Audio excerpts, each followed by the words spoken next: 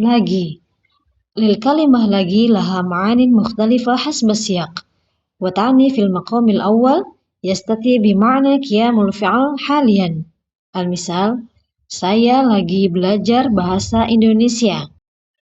Misal akhar, dia lagi tidur, jangan diganggu. ثانيا يستتر بمعنى التكرار أي مرة أخرى.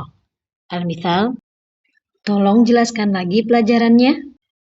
Misal akhar, saya akan datang lagi besok.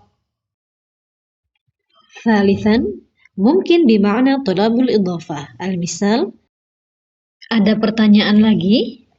ثم رابعا أداة للتأكيد. المثال kamu lagi yang terlambat.